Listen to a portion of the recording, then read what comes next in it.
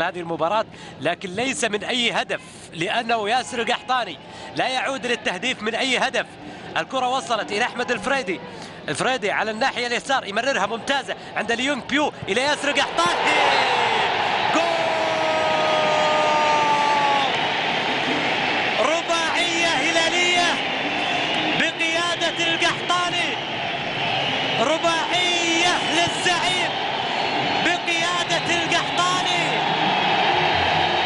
والله قايل لكم ما يبطي السيل الا من كبره.